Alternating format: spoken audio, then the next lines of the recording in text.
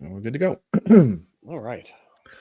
What's up, everybody, and welcome to Bump and Run. I'm Pete Colasano, joined as always by my good friend, Mr. Scott Bracey, and you are listening to the best, the most accurate, and of course, the most fun sports podcast on the internet. So thank you for listening.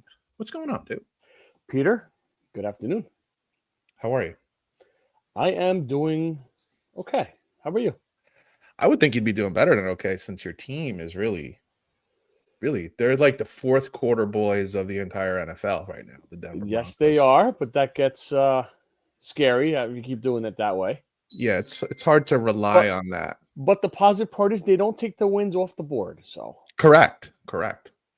So 7-2 with a game tonight at home in the beautiful uniforms of the old Orange Crush against the evil Vegas Raiders, and we'll see for win and break.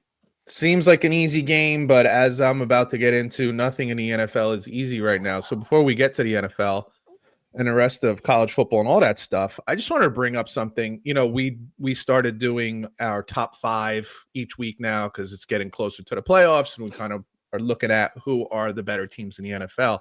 And I have to say, this year, maybe more than any other season that we've done this, it's really difficult, and it swings wildly from week to week. Yes. If you just take like the Kansas City Chiefs, for example, just think just the Chiefs. They're coming off a Super Bowl run. They lost in the Super Bowl, but they went to the Super Bowl 3 years in a row. So most people would have had them in their top 5 to start the season. I mean, why wouldn't you? Sure. Patrick Mahomes has never done anything less than an AFC Championship game, so why wouldn't you put them in the top 5? It's crazy. And then they start the season 0-3? Was it 0-3, 1-3? Correct. Yeah. It was bad, right? And then they go on a winning streak. So they get knocked out of the top 5, obviously, right? They look bad. And then they go on a winning streak, and they're like, they can't lose.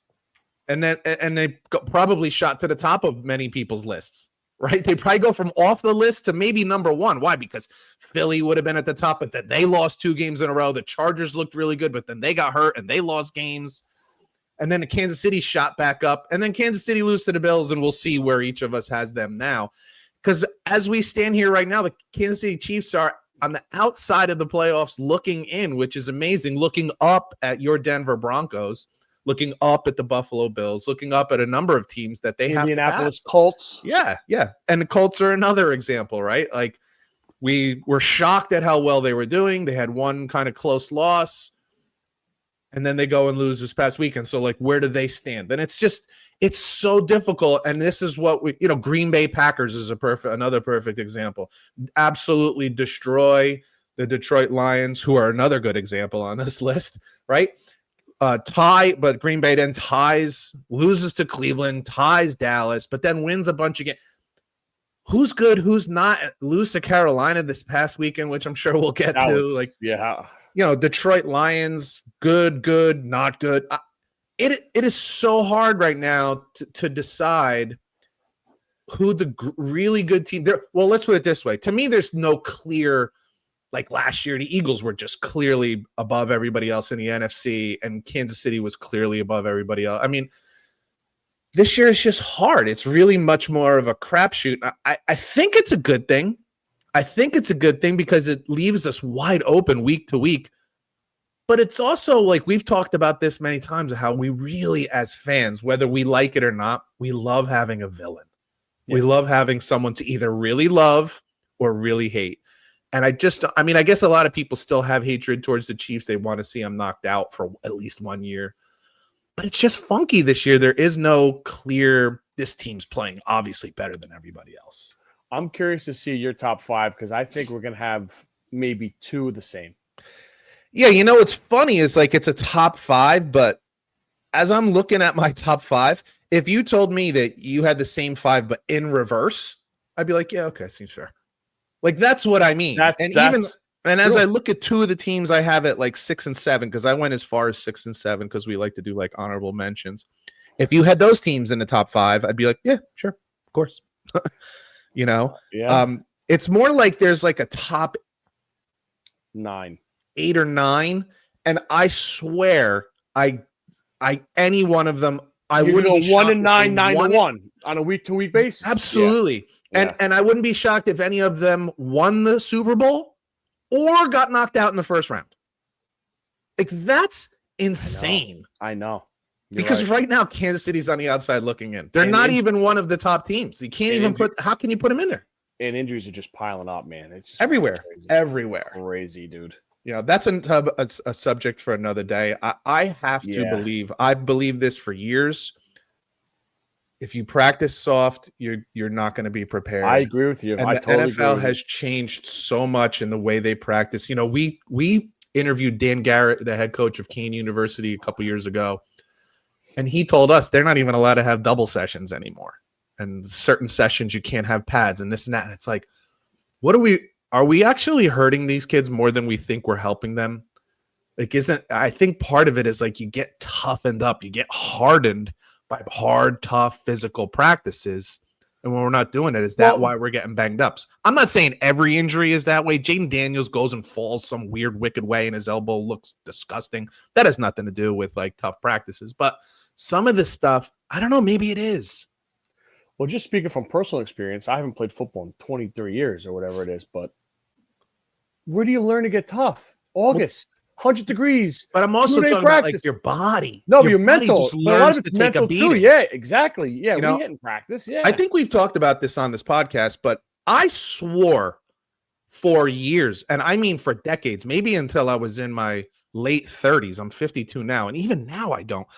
I never bruised until I was like in my mid to late 30s. And I swear it was because I played football from the time I was 6 until I was 21 years old. Because your body just gets used to like taking a beating, and it's just I just stopped bruising. If you look at football players, go look at a high school football team, go look at a college football team. These guys, it's a car accident every day. Nobody has bruises. There's no bruises. Why is that? I honestly, and I have no evidence of this, it's just a theory of mine, but I honestly believe it's just your body gets used to taking a beating, taking a pounding, and it doesn't bruise anymore. It just it doesn't do that. And then suddenly I was in my late 30s and I started getting bruises like on my arm. It'd be like, you get mushy. You don't even know where it came from. You didn't even do anything. I bumped into a doorknob and suddenly I'm like bleeding internally. my hands numb. What the fuck? Yeah. So that's another subject, but yeah, it's just interesting. I can't wait to hear what you have in your top 5. So why don't we hit the NFL and then we'll finish up with that. Before we get into our weekly review here, I want to ask you, former Jet fan, current Jet fan, maybe a little bit of both. A lot of action on Tuesday afternoon with some trades. With your thoughts, please? Yeah. So if you're a bad team and you have big contracts, the right thing to do is to move on from those contracts. And it depends on how bad you are. Like I look at someone like, say, Jacksonville bad last year. But you're not that far, right? But if you're the Jets, you have no quarterback.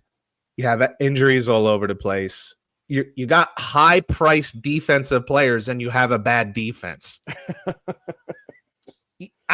It's like you move on. You have to move on. You save the money. You pick up the picks.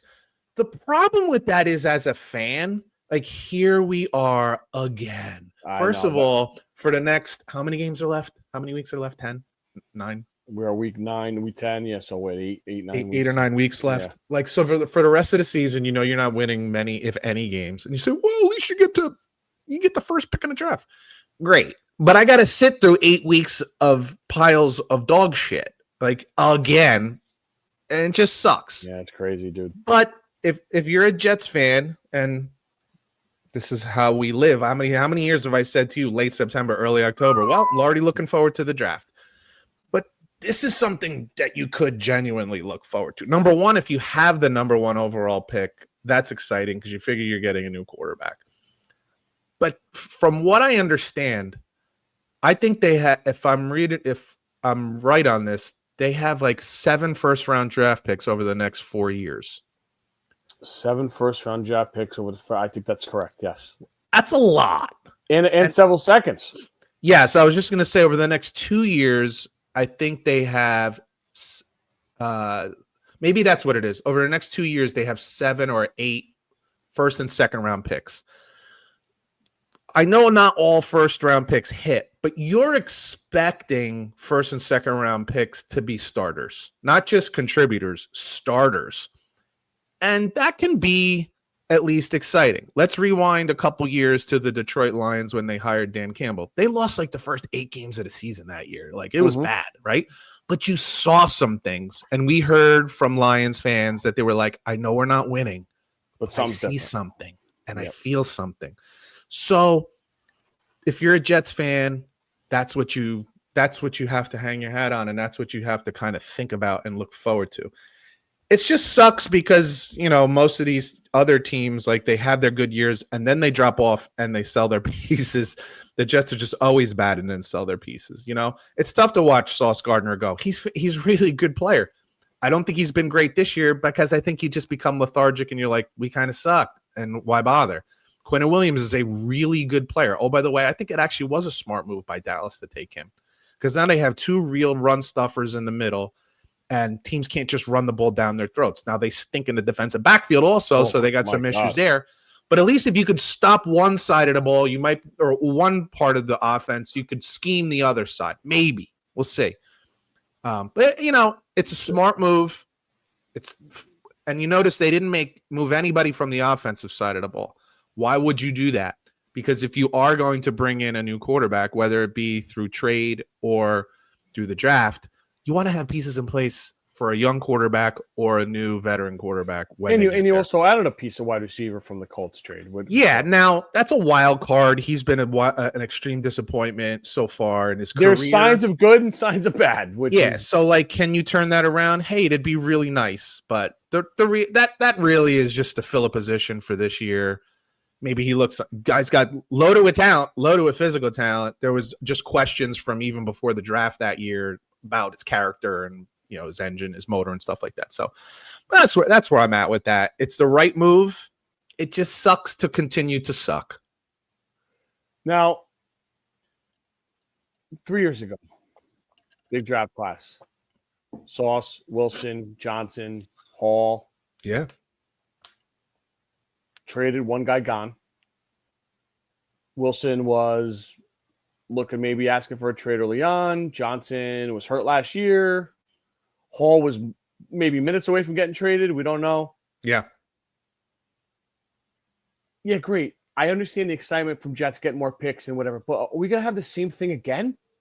Well, so the problem is, historically, they get the picks and don't necessarily do a great job with them, especially at quarterback.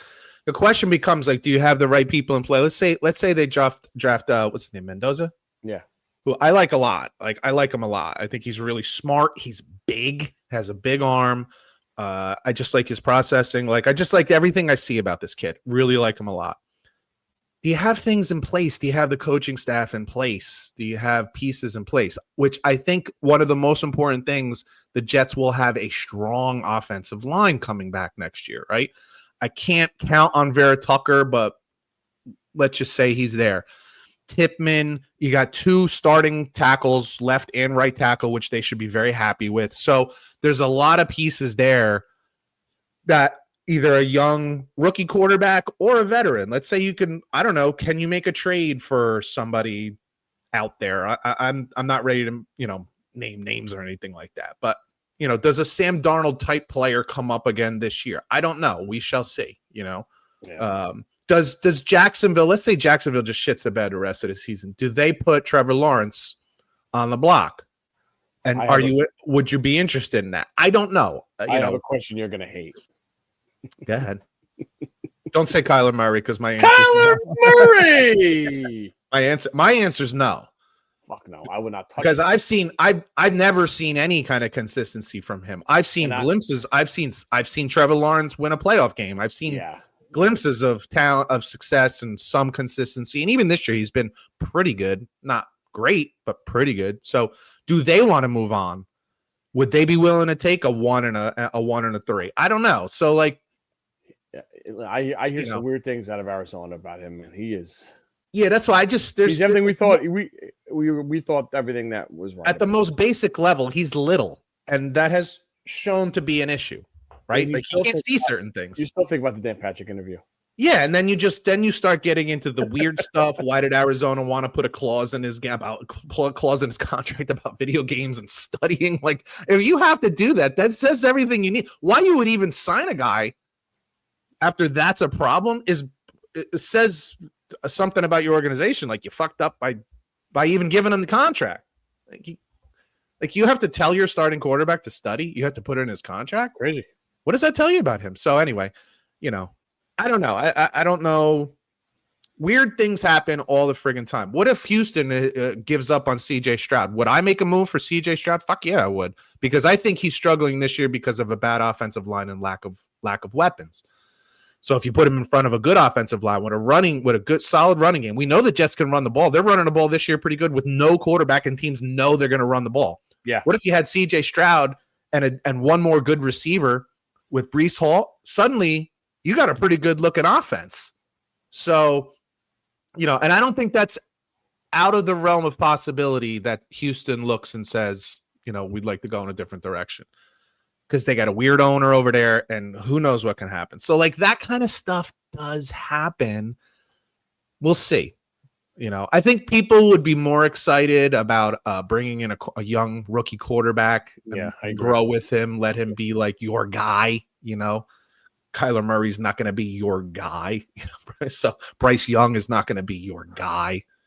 So, I think that's where people would prefer to go, but we'll see. They have a lot of options. That's what it gives you options, so. Week 9 in the books. Fireworks in Cincinnati. Chicago Bears 47. Cincinnati Bengals 42. The Bengals are the first team since like the 1960s to lose games over scoring 37 points back-to-back. First team since 1966 to score 38 plus back-to-back and lose. Thank you. How about this? They over the last season and a half, that's just last year and this year, I think it's 9 games where they scored 30 plus points and lost. What? Oh my God. That doesn't even, I can't even compute that, dude. Lou Moreno was the problem. You would expect to win 9 out of 10, 9.5 out of 10 of games where you score 30. Like 9 out of 10 again, 90% of the time you should win that game. They lost 9 games. We're only talking a season and a half. We're only talking 27 games. By the way, that's amazing. First of all, it's amazing. There were other games that they scored 30 and they won. That's 9 times they scored 30 and lost. Like, how many times are they scoring 30 plus points? Like, this is a potent offensive team. It's atrocious. It's atrocious. Joe Flacco is the seventh rated QBR in the league since he's been with Cincinnati. He's got the most passing yards and the most touchdowns since he's been there.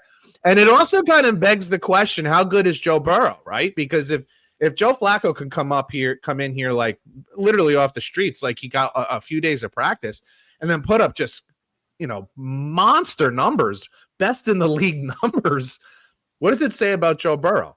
Because we always look at like, if you're a 50 million plus quarterback, you're supposed to make your receivers better. You shouldn't need 2 $30 million receivers.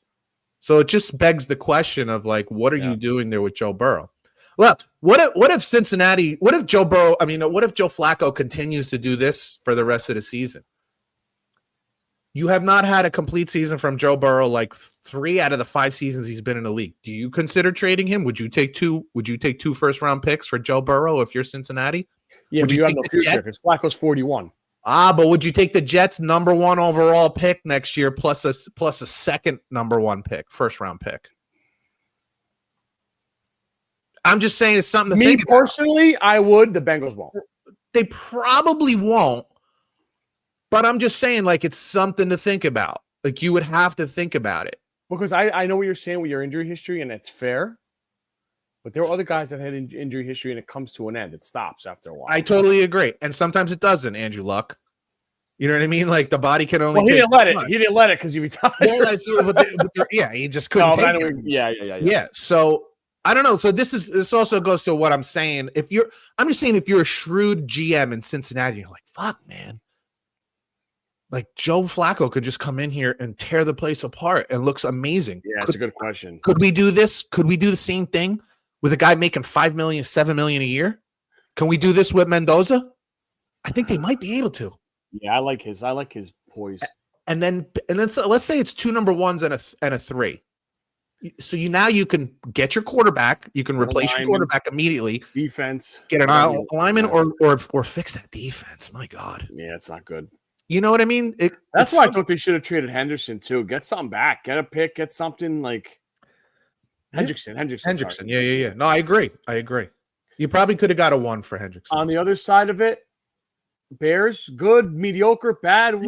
I don't think so. I look and I say you had a 2-touchdown lead in the fourth quarter against a bad football team, and you coughed it up, and you kind of got lucky. Hey, kudos to Caleb Williams. Great last drive. Showed some poise. Beautiful, nice run for a first down. That throw should not have been a touchdown, but it's still. If that who was it? Was it Loveland? Yeah.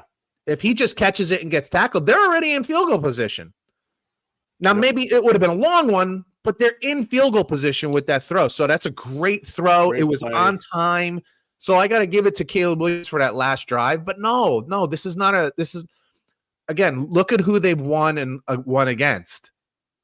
So no. But it's a win. It's a win in the NFL. You can look at the other side and say you're supposed to beat that team, and they did beat them.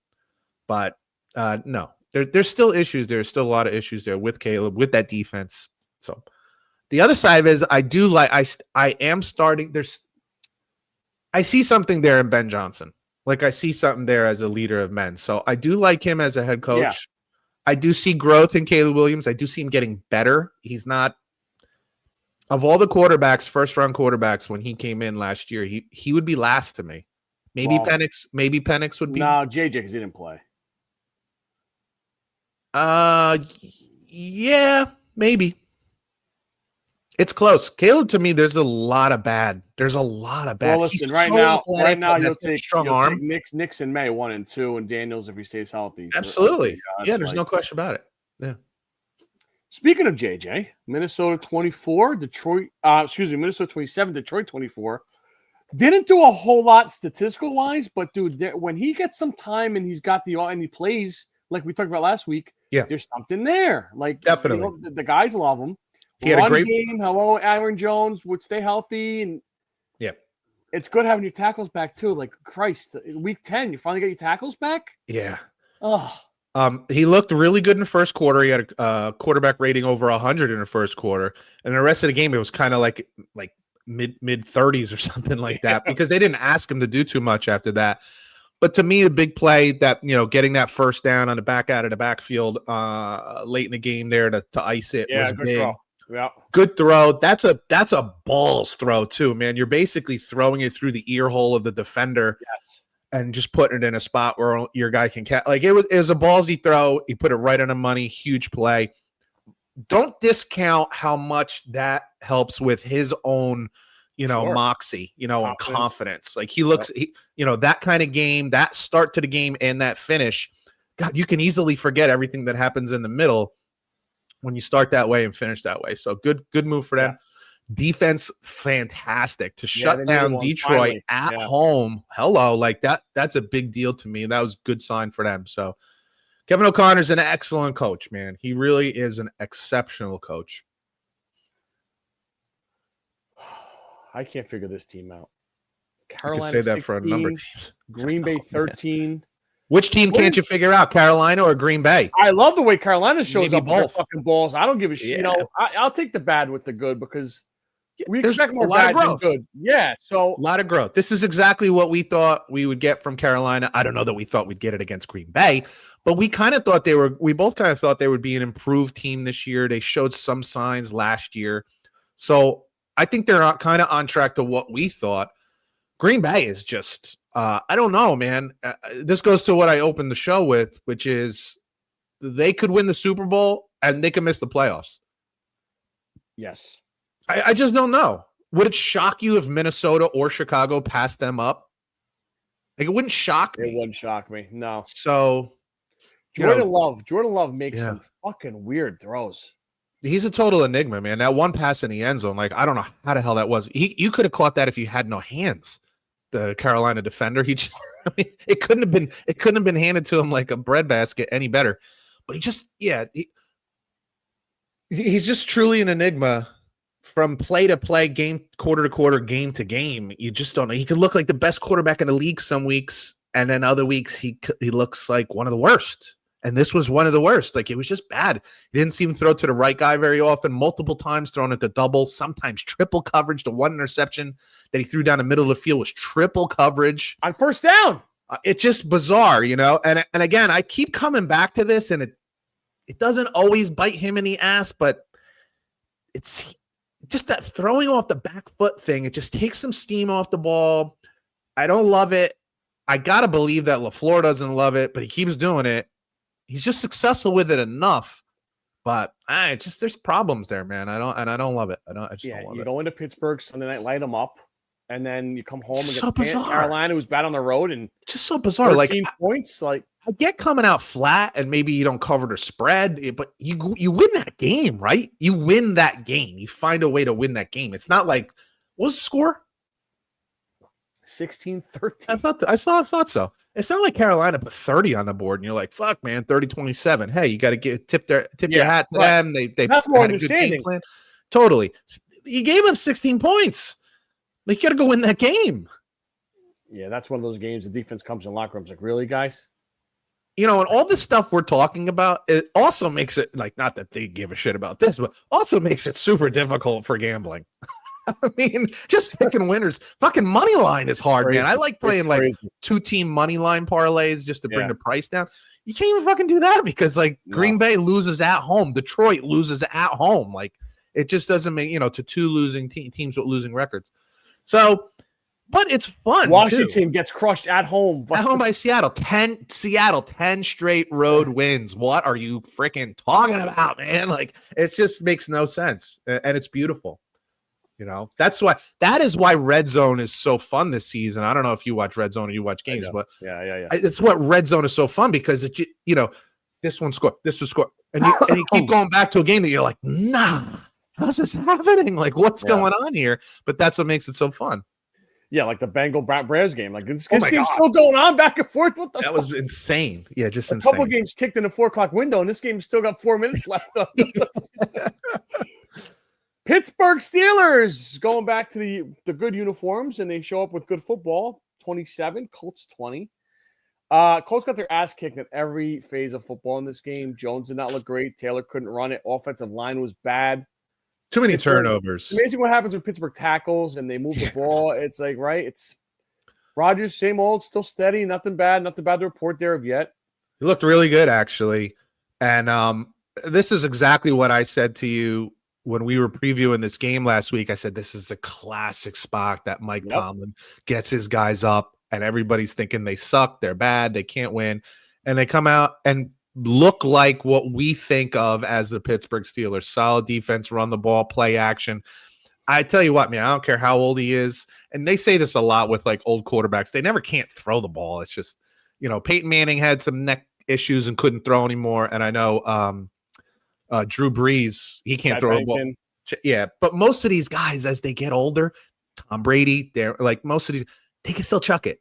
Yeah, like I'm sure Brett Favre can go out there and still throw it 60 yards. Like, and Joe Flacco, 40 years old, fucking throwing for 350 yards a game with Cincinnati. Like, how do you not with those receivers? So, it's fun to watch. It's amazing to watch, and it's just something else. It's amazing what happens to these. It's just crazy to me. You're so bad with the Jets. Man.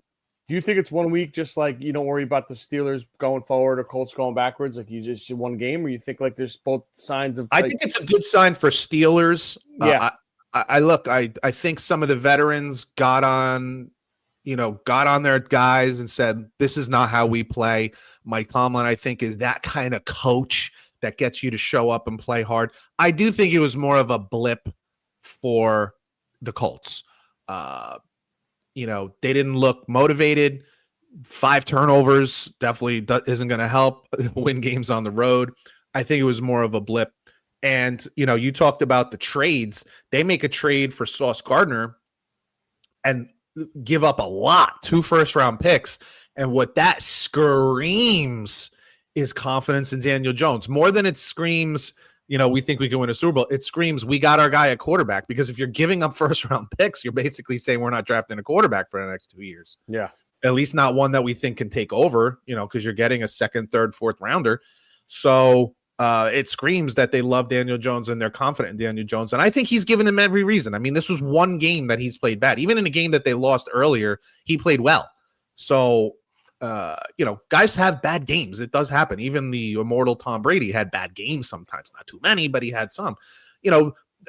I'm sure we'll get to the Buffalo-Kansas City game. Patrick Mahomes had his lowest completion percentage of his career in this game. So these things do happen.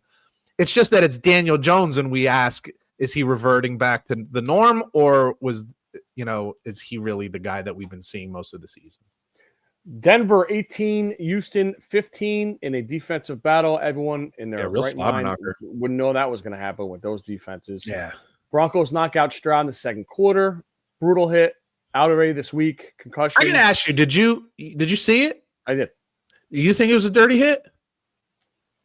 See, if you look at it live, it looks dirty because of the way he violently and his head bounces off the turf.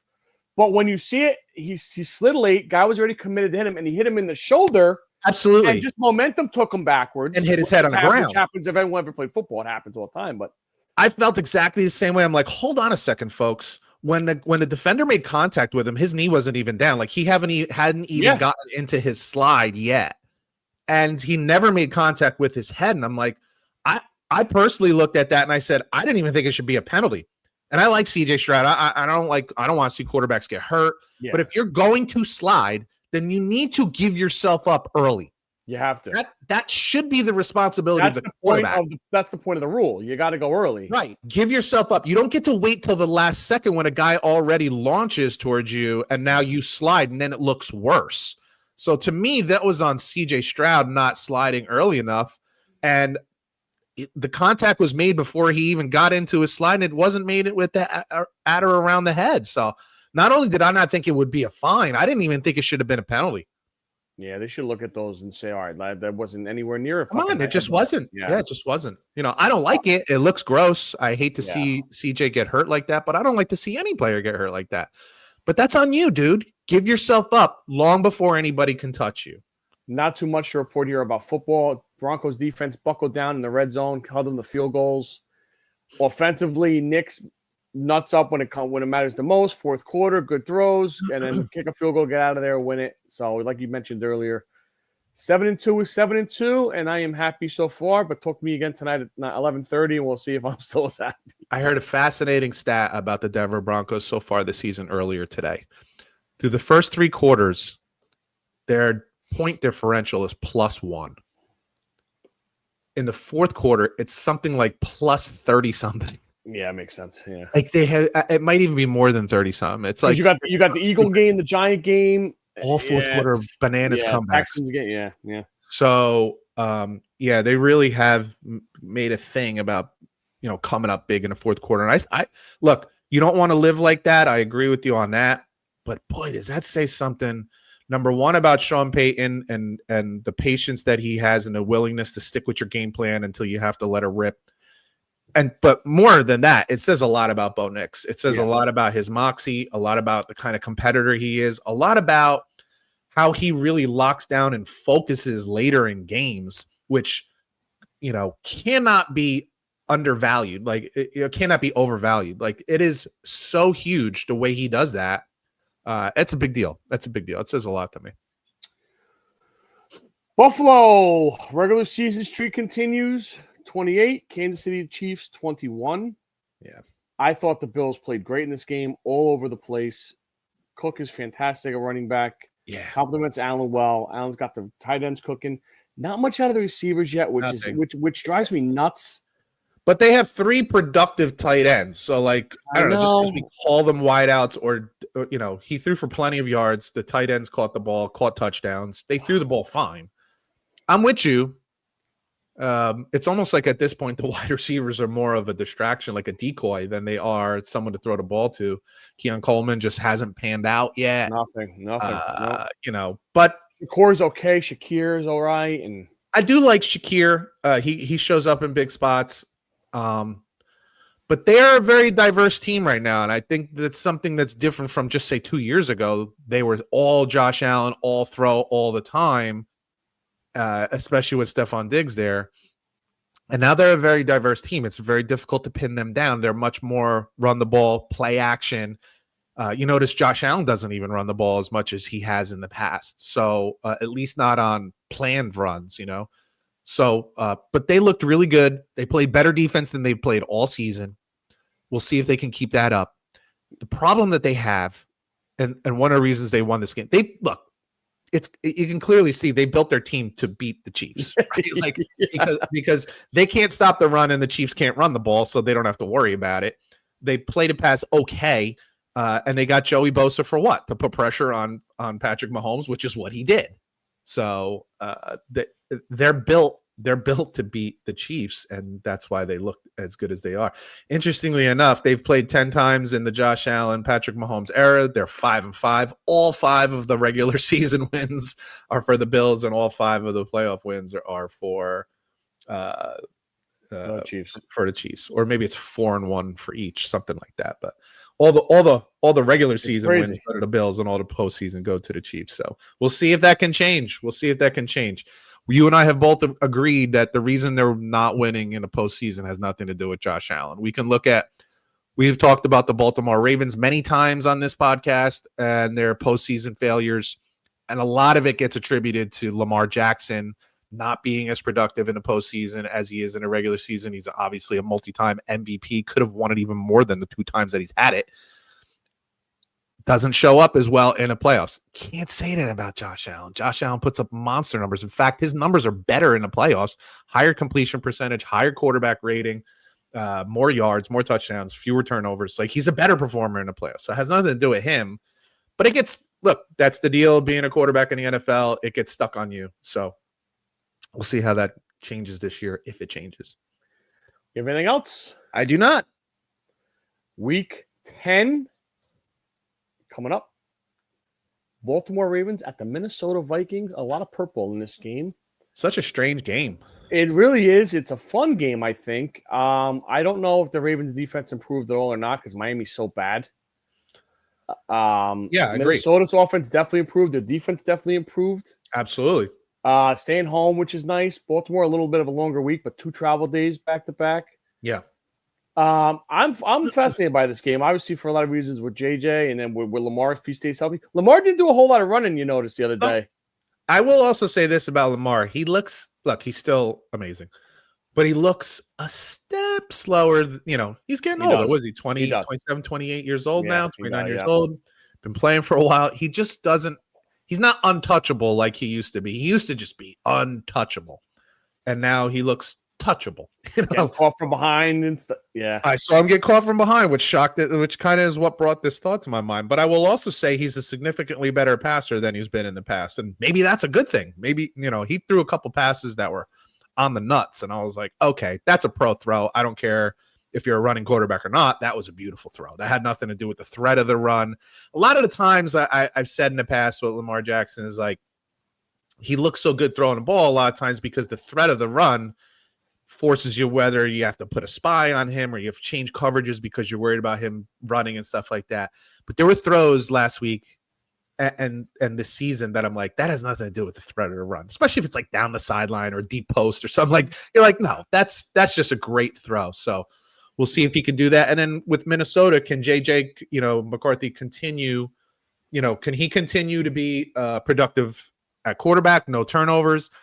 And then, Brian Flores, can he whip something up to stop this Baltimore? Yeah, it's a fun. I don't want to bet on this game, but it's a fun one to watch. Oh, yeah. Sure. Just because both of them are just too unpredictable to bet the game. I don't think. Geez, Louise. So, yeah. That's when years. Oh, maybe I did. Yeah. Yeah, maybe I did, but I did not. No. So, yeah, it'll be very interesting. Very interesting. And both teams are like, what's crazy is Baltimore right now has a losing record, but they're still favored to win the division, which blows my mind. And a lot of that has to do with Pittsburgh's schedule. Pittsburgh winning last week definitely slowed that down a little bit. But both of these teams, I think they both have losing records, but both are still fighting to see if they can sneak into the playoffs. I think Minnesota's 4-4, but I'm not sure. Okay, I think so. But I know what you're saying. At least in 3rd or 4th place though in their division. Yes. They're in behind fourth. everybody. Minnesota's fourth. They're Yeah, behind yeah. everybody. So, but still fighting for a playoff spot. But you play a lot of division teams too coming up. Yeah. Another great NFC versus NFC team here. Patriots at Buccaneers. It is a real interesting game. I don't know that anybody has been playing better than the Patriots have over the last month, we'll say. Oh, yeah. At least. Drake May looks like a seasoned veteran, doesn't turn the ball over, takes off when it's the right time to take off, makes beautiful throws. So they're like the young up-and-coming team that's playing very well, going up against the kind of veteran, grizzled team with the cardiac quarterback there, Baker Mayfield. Can they keep their little thing going? Where's this game being played? Tampa Bay. Yeah, I think that gives them a big advantage getting New England away from home. So that'd be a really interesting game. This is like a real measuring stick kind of game to me for New England. If they can win this game, like, because I think we all still look at them and say we thought they were at least a year away from being competitive and looks like they're ahead of schedule. If they win this game, then it legitimizes the season that they've had so far. And you're like, okay, they really are a potential playoff contender. Like, they're already on track to make the playoffs, but a contender is different. So if they lose, then and depending on how they lose, we look and we say, okay, they are still a few steps away, a few players away. And I still think that with the wide receiver situation there and everything, but it'll be a real good measuring stick for New England. A game that Sean McVay has trouble with every year. Amazing. Rams at the Niners. Niners still banged up, but getting guys back slowly. Lost another guy last week to the fucking Meadowlands turf again. I don't know when the NFL is going to do something about this. It's insane now. They've replaced that turf. I don't know why. It's I think it's something underneath it. It's got to be. I don't know. Go with grass. Just crazy idea. I mean, dude, enough for nothing too. Like it's 2025, about to be 2026.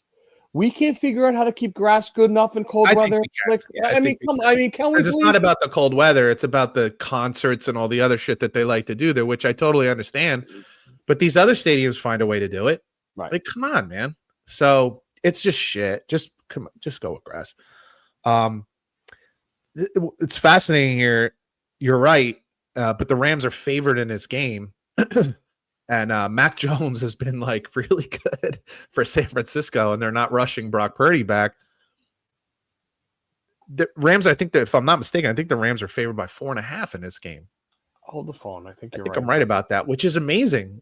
Amazing considering the history that they've had against them and the way that Matthew Stafford is playing right now. I mean, he looks so freaking good. I don't know what his health status is. He seems to always be banged up. But he looks as good as he's looked, man. He's throwing the shit out of the ball. He's got a fucking cannon. He looks really good. So you are correct on the 4.5. Okay. Good one here. Sunday Night Football. I wouldn't call it an elimination game by any means, but I think it's a good what do you call it? Measuring piece for both teams. Steelers at Chargers. Steelers coming off a win at home, traveling all the way across the country. Chargers coming off a win. But Herbert's got weapons. Run games in about 2 weeks, not great. Losing linemen like fuck left and right. I lost both offensive tackles, which scares the shit TJ out of me. Smith coming at you like I would have really liked to take the Chargers this week, but with Joel out and like Slater's out, like they're both out for the season. It's just a lot to ask against a defense that kind of found themselves last week, at least we think. You and I are not on the same page with Justin Herbert. You like him? No, I like Herbert. You like him, but don't love him because I haven't seen him in the playoffs yet. Yeah, and I love him and attribute most of what I've seen in the playoffs to his team coaching. Yeah, that's all. Neither of us have liked the coaches until Harbaugh. I'm not gonna get on your case for that. You make points, but I want to. It's fair. You make a fair point. But there's also times in play where he's giving games away too. Like I can't argue with that. But anyway, it should be a real interesting game. It's an important game. I think the Steelers have to look at this one and think that they can steal it. And for all the reasons you just said, with the issues on the offensive line and the way they play defense. I think this is a game you got to think like, hey, man, we can go in there and steal this game. And if they do, I think then that probably changes the math looking at the playoffs or at least looking at the division. You know what I mean? If they win this game, then you got to look and say, okay, they got a 2-game lead on the second best team. I guess that's Baltimore. All the other teams have losing records in the division. At some point, you got to say they're going to win the division. So I think this would go a long way towards that. Monday Night Football, Philly at Green Bay, an old school NFC matchup here. Philly off a bye, trying to get some guys healthy. Green Bay off a shit fucking match. That was disgusting, as we said. Yeah. I don't know. This is what's funny about the NFL. There are some teams that can bounce back week to week, no problem. And there's other teams that let these things linger and let a team like Carolina beat you twice. And I don't know, watching Green Bay, that's not the case here. Look, you have to ask yourself, do you think Green Bay is a good football team? What's their record right now? 5-2-1? 5-2-1, yeah. Okay, so you have to ask yourself, do you think they're a good football team? Do you think LaFleur is a good football coach? If your answer to either of those is no, then who knows what happens? Can the answer to my question be on both maybe? It can be whatever you think it is. I think LaFleur's a better coach than I think is Green Bay good or not, because I don't know. Yeah. So my answer to both is yes. I think they're a good team. Not great. Everybody who like just jerked off after they won for opening week against Detroit, who doesn't like a good knobber? I was like, just slow down a little bit. It's one game, and Detroit was on the road. Who did Green Bay beat? Okay, versus Detroit at home, week 1, no doubt. But Detroit trying to figure some shit out. Beat the Commanders. Commanders stink.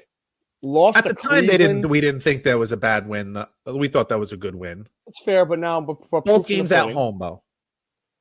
Okay, so here's where you get a little loss to the Browns, which was a terrible loss. Again, 10 points on offense, ridiculous. Tied the Cowboys, ridiculous. Cowboys couldn't stop nothing. Beat the Bengals, yay. Beat the Cardinals, yay, barely. And then beat Cardinals the are better than we thought right now, though. You got to give us some credit there. But that was also with Kyler. Yeesh. And then beat the Steelers last week and then lost to the Panthers. So now they have the Eagles, Giants, and then this is where it gets sticky, dude. Vikings, Lions, Bears, Broncos, Bears, Ravens, Vikings. Yeah. So I'll go back to my original premise. If your answer to either or both of those questions is yes, they're a good team, not great, but good team with a good coach. I'm of the belief that good teams with good coaches bounce back after embarrassing games. Does that mean they're going to beat the Eagles? I'm not even ready to say that, because I think the Eagles coming off a bye week, and some of the changes that they made with some of the trades and stuff like that, I just think you're going to get you'll get a good game out of Green Bay. I think you'll get a good game out of Jordan Love. I think you'll get a good game out of that defense. The defense played fine last week. The defense wasn't a problem. Nope. So I think you'll get a good game out of them. Eagles will be interesting coming off the bye. They usually play pretty well coming off the bye, but they have only had one good game so far this year. And that was the last game, so it's important. But every single game before that, they had been outgained by the other team. Every single game before the Giants game, they were outgained. So there's still lingering questions there. And I'll bring it back to my opener today that I don't know who the great team is. I don't know that we're going to have a great Super Bowl winner this year. I think it'll just be who's playing great at the right time. I think you're right. I think that's whether that's Kansas City, Buffalo, Green Bay. It could be so many different teams, dude. It could be. Yeah. It wouldn't shock me if it was the Rams. It certainly wouldn't shock me if it was Seattle. I mean, is anybody playing better than Seattle right now? So like, you can go around the league and be like, could you see this team getting hot late in the season? And for many of those teams, my answer is yes. Speaking of your top teams, Peter. Ooh, what a good segue. You want to give you all 5? You want to go back and forth? 5? I'll give you all 5. I'll start with 5. And maybe I got them. I question it. I have the Seahawks at number 5. I just think Sam Darnold is playing as good as any quarterback in the league right now. And he's playing better than every quarterback in the league. I don't know who's putting up better numbers than him. He's fucking amazing. And Smith and Jigba is freaking incredible. Yep. And now that you bring in the kid out of New Orleans over there with the trade they made. Rashid Shaheed. I really like that move a lot. Like, I really like it a lot. Why wouldn't you? He's a blow it off the top kind of guy, and Sam Darnold can throw it a country mile. I just love it. I love what they're doing over there. Excellent team. Number 4, I have the Rams, and to me, both of those two teams are interchangeable, and between the two of them, they'll figure that out before the end of the season of who belongs ahead of who. At number 3, I still have the Colts up there, and for a few reasons. I do think Daniel Jones has got a little something going on. I do think they can run the shit out of the ball, which travels well. I do think they're going to play better defense with the trade that they made for Sauce Gardner. And I do like the coach. So I really did think it was a one-off this past week. 5 turnovers is going to kill you. I don't care who you play. And I think they're a pretty good team. At number 2, I have the Bills. Look, Josh Allen to me is the best quarterback in the league right now. I would take Patrick Mahomes over him, but I'm just saying I think Josh is playing the best right now. He's playing better than everybody else. There are just some issues on defense. When they come up against teams that can run the ball, they have trouble. So I just can't put them at number 1. And at number 1, I do have the Eagles at number 1. I just think with Saquon, with the wideouts, it's funny they played better without A.J. Brown. I think they made some moves on defense, which I like a lot, that are going to help them out. Howie Roseman might be the best GM in the NFL. So we'll see how those trades work out. They usually work out pretty good for the Eagles. I think it's more of these are the top 5 as opposed to this is the order. Do I think Seattle could go into Philly and beat the Eagles? Oh, fuck yeah, I do. Like, I really do, So I don't think any one of these teams is clearly the best, but I think these are probably the 5 best. Do you want to guess how many of those teams you think I have on my list? I'll say 3. 4. Oh, okay, good. So at number 5, I have the Indianapolis Colts. Okay. I think, like you said, I think that's a one-off. I think they've been too good for too long to show like they're not deserving of that spot just because they had one clunker. Yeah. And they only lost by 7 on the road. And the other thing is we've seen other teams on this list have more than one clunker. Sure. So, I mean, I think that's fair. Number 4 for me, I have the Denver Broncos. I think 7-2 is 7-2. I think their defense is playing great, even without Patrick Surtain, who is the reigning defensive player of the year. They can get after it no matter where it is. I think the game that they showed last week, showing some balls, fourth quarter, holding teams to field goals and winning down the stretch. Run game's starting to come alive. Harvey's coming alive, which I like a lot. That makes me happy. Should get one tonight, make it 8-2, and let's keep this thing rolling, please. At number 3, I have the Rams. I love this team. I like McVay a lot. I love Stafford. If they could get Puka Nacua healthy, now they have a 1-2 punch at running back with Corum and Williams. Yes. That's great for Williams to keep him healthy there. Tight end's coming along. Devontae Adams doesn't get old. The guy's fantastic still. He looks better than he's and their front 7 is one of the top 5 in the league. So I love them at number 3. Number 2, I got the Seahawks, man. Sam Darnold, defense, run game needs a little improvement, but guess what that does? That travels. And they already have a 10-game win streak on the road. That's incredible. So when you say they can go into Philly and win, yes, absolutely they can. Yeah. And number 1, I got the Bills. I know, listen, last week we had the Chiefs high, but listen, it's a week-to-week league, pal. It really is. They come into town and they they got the job done. They beat the Chiefs. Again, a lot to worry about offensively on the outside for Buffalo, and their defense, too, is a little shaky. If they go up against a team, Colts run the ball, Broncos run the ball, Chargers want to run the ball. We'll see. But right now, and an honorable mention for me, New England, Philly, and Tampa Bay probably would be on that list too. Okay. So no Eagles in your top 5. No, you know why? Because like you said, they've gotten outgained every week except one, and it was the fucking Giants. My honorable mentions were Patriots, Lions, and Denver. Yeah. And I think you put it on there too for me, honorable mention. Yeah. I have Denver, and somebody said no Chiefs. Chiefs are outside of the playoffs looking in. I actually think Denver's a better football team. Patrick Mahomes and Andy Reid are like the great equalizers. Yeah. I don't know what's going to happen there. I cannot give up on them, and I won't give up on them. I suspect they'll make the playoffs. But if you just ask me who's a better team, I think Denver's a better team than them. I just do. The Lions beat them, and the Patriots are just playing better than them. So it's just crazy to think that last week, many people probably would have had the Chiefs at like 1, 2, or 3. I don't remember where we had them. I threw out the sheet. but now we don't even have them in a top 8. It's just crazy to think. Crazy to think. But that's the NFL right now, man. It's pretty wild. Well, you know what it is? You know what some of it is too, dude? It's like, what are they, 5-4? Yeah.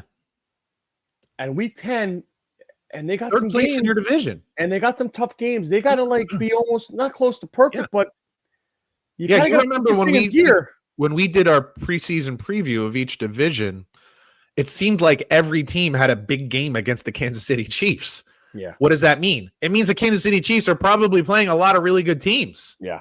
They went to the Super Bowl, so they're going to have a first place schedule, and they have holes, man. They have holes. They've been exposed. If you really look at their record, I think they've beaten one team with a winning record. Yeah, Detroit. I think that's it. So, there's issues there. There's just issues there. And Patrick Mahomes just played his worst game of his career. I can't just blow that off as nothing. It's not everything. I'm not suddenly going to throw him in the garbage. I still would pick him if I were in a draft. I would take Patrick Mahomes over everybody. But I could be wrong about that because he has not played really awesome this year. So there's that. College football, week 10. Just real quick on this. There's a couple I wrote down. We just real quick. Ohio State 38, Penn State 14. It's close at halftime. Through halftime, very played hard. Showed some balls. I thought there would be a better showing in the second half of that game by Penn State, and there wasn't. I was a little disappointed in the second half. Considering how they played in the first half. Ohio State scored 2 minutes in the second half, and you could see the route was on. It was just. If you would have told me it was 30-7 at halftime, I wouldn't have been surprised. But since it was 17-14? Yeah. I thought at least we'd get, no doubt, at least for the third quarter, and there just wasn't. So that was a little disappointing. Georgia 24, Florida 20. Dude, I was fucking 7 inches away from covering this game. Did you see how that game ended? I didn't see how it ended, no. Or maybe I must have. Stockton takes a naked bootleg on like whatever in goal and runs, and he's got the whole thing, and he takes a knee at the goal. Oh, he slid down? Because I was saying I covered that one. That was one of my. We went head to head. I'm like, you son of a bitch. By mistake. I thought Florida was at home. Well, Georgia, this isn't a great Georgia team. It is not. Mr. Mangano. More than anything, it's defensively they're not like they're not dominant like they were. Yeah, because they just don't get after the quarterback like they used to. They have some issues on the defensive side. Look, 3 years in a row, I think they've sent like 7 starters to the NFL. You can only do that for so long before you got to reload for a year, and I think that's where they are. I suspect they'll be just fine. And look, I think college football is similar to the NFL in the sense of I could see a number of different teams. I know everybody thinks Ohio State is just head and shoulders above everybody else. I just don't think so, especially on the offensive side of the ball. They just haven't played anybody really good this year yet. But I think there's a lot of teams that could win a national championship. It wouldn't surprise me. And I think Georgia still, if things go right and they play the right team or something like that, you need a little luck. But I don't think it's out of the question for them. Yeah, they would have to get lucky a little bit, I think. Things have to go right. No, 100%. But they definitely, Kirby's a championship coach. And they got the pedigree. There's no doubt. And I like the quarterback. He's got a lot of moxie. Yeah, he comes up big in clutch spots. So yeah, he's growing on me. One that disappoints us here a little bit, but again, they were due for a clunker. It sucks in November, lose in November. It stinks. NC State 48, Georgia Tech 36. I was watching that game too, second half of that game. They could not get off the field, man. They just couldn't stop them. They couldn't stop them. You know what? You make a good point. Like they've been playing a lot of good games, a lot of tight games, a lot of big games, and they just look a little worn out. Yes, like they didn't look like they had any juice on the defensive side of the ball. And NC State, I don't look at them as some offensive juggernaut, but they Georgia Tech couldn't stop them at all in the second half. And that's really what it came down to. They scored plenty. They just couldn't get any stops. Man. I feel like that guy Dave Doran does this once a year. He beats somebody in the top 10 every year. Yeah. And they go 7-5. NC State, it's funny you mentioned that. They're never a great team. They're usually good. They're like a 500 team this year. That stadium was packed. Yeah. I mean, they were packed in there, man. They're not coming there expecting their team to lose to Georgia Tech. They show up. I remember visiting Charlotte this a few years back. Jesus, 15 years ago. It was just before my son was born. And NC State fans are really like a very loyal fan base, whether it's basketball or football. They're a very loyal fan base. They don't not show up just because, like, say, North Carolina's doing well or Duke is doing well. Now, they go to their games, man. They're right outside Raleigh too, right? That's like the 3 circle, like, because I know Wake's in Winston-Salem, which is far out, different. I don't know how far Raleigh is from Charlotte. These people are they in Charlotte? I thought they were close. They're to not Raleigh. in Charlotte. Definitely not in Charlotte. Okay, yeah. But I just don't know how far because the people I was in Charlotte. I got you. And these folks were big Raleigh Durham's NC probably. State fans. I think it's a 2-hour from Charlotte. Oh wow, yeah, I don't know. Maybe they graduated. Maybe the people I was visiting. It was a while ago. Maybe they graduated from NC State. Who knows, right? It's like Texas 34, Vandy 31. I told you this game was a little weird to me. Texas, Mr. Manning, best game he's played. Sure. Vandy was probably due for one of these, to a lot of tough ones in a row, a lot of hype, a lot of hoopla. Game day the week before. I don't think Vandy has what it takes to be in the playoff as of now. I don't think Texas does either, to be fair. I'm not going to go quite that far just yet. I know you're on the Vandy wagon. This game, I think they're a good defensive team. I like that they didn't quit. They were getting smoked. They were down by 21 for a lot of this game. And they lost by 3. Yeah. I thought this was just a really tough spot from the jump. You're going to go on the road. You just got off playing like Alabama and somebody else and Missouri over the last few weeks. Like, it's just a lot. Now you're going to go to Texas, and the place was going to be packed. LSU in there too. Nuts. They played, right? Yeah. So I just think they were due. But I love the coach. Clearly, he's got their ear because they were getting whacked. And they made a nice comeback. The game wasn't as close as the score, but still, they did make a nice little run at late, which just tells me about their team. And that's why I say I'm not quite ready to say that yet. We'll see what happens down the stretch. It is Vanderbilt, so they're going up against some much bigger teams. But there's a little something going on there that I like. And no, I don't think Texas is very good at all. No, do you hear that? And I think Arch Manning is. I heard. Who the hell was it? Was it Joel Klatt? It was Joel Klatt. I don't remember now. But he was saying that Arch Manning probably needs 20 more college starts. That means 2 more seasons. All of this season and all the rest of this season and all the next season. No, 4 left here, a bowl game. That's 5, and then 12, 13 next year. They'll probably gotten like close to it, right? Yeah, like anybody who even wants to talk about him going pro this year, you're not watching again. And listen, and next August, July, we're gonna hear top 5 Heisman, Arch Manning, all over again. Of course. I will say I have seen some improvement, but most of the problems that were there from the beginning are still mostly there. They're better than they were then, but they're still there. Not very much talent on the outside, which is weird for Texas. They put a couple guys in the pros there too. Yeah, but you usually reload. Don't have to reload. I know. I think this is more about Arch Manning. Do you hear that? That's the sound of Miami Hurricane fans hitting their head against the fucking door. Mario Cristobal. We say it every year. Dude. Horrible. SMU's not even that good this year. They're okay. Okay. Yeah, they're okay. But you can't lose that game. You can't lose that game. Again, this is one of those where we were just saying earlier, like about Green Bay and Carolina. You can lose 30-27 and we'll give you like an out because Carolina just played over their minds. You can win 16-13 and we'll be like, hey, you were flat because a bad team was coming in. But you win the game. You can't lose that game and say, yeah, we're in a hunt for a national championship. No, you're not. You're not. And they're probably not even, I don't even know if they're a playoff team now, right? They got 2 losses now. Mm-hmm. Louisville and SMU. Mm-hmm. You're not a playoff team. No. You're not a playoff team. Now, will they make the playoffs? 12 teams. If they win out. I don't know, man. Win the ACC championship game. They might not even be in the ACC. Might even be in it. But I'm saying if you did that, could you win it? Could you make it? Probably because they're Miami. Maybe they squeak in. Yeah, 11. But they're not. Come on. You can't lose to SMU. You imagine Alabama losing to LSU, losing to SMU. Could you imagine Ohio State losing to SMU, Indiana, Oregon? Right. Go down the list. A&M. Come on, there's no way. I don't Texas Tech wouldn't lose to SMU right now. I don't think Carson Beck is worth a shit. Which is sad to say. I don't think this was a game on him. I think he's good. I don't think he's great. He's a little slight also, but I don't think this was about him. They didn't play good defense. And the one thing that we thought this year after we watched them dismantle Florida State, play just dominating football to start the season, what did we say? Defensively, they look like Miami. They're fast, aggressive, physical. They haven't been in the last, what, is it 2 weeks? Did they lose 2 games in a row? No, it's one in between. They beat some shit slap dick team in the middle of it. Yeah, so not a playoff team to me. I would have them on the outside looking in. As soon as we start writing off Oklahoma, they come back and win in Knoxville, 33-27. Material look better, run the ball, defense.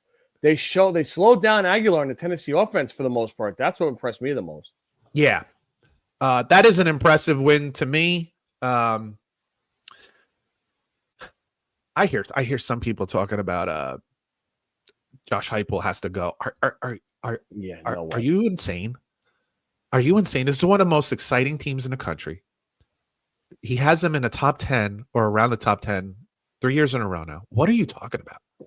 What are you talking about, dude? Now, do you want to say, hey, he needs to do a better job on the defensive side of the ball? Absolutely. Like, you got to bring in some better players or better defensive coordinator or both, whatever. But, dude, do you know how quickly Josh Heupel would be hired? Florida is praying. Florida would be praying that Tennessee fires him right now. They would hire him before the ink dried. Mm-hmm. Like, there's just no doubt about it. You know?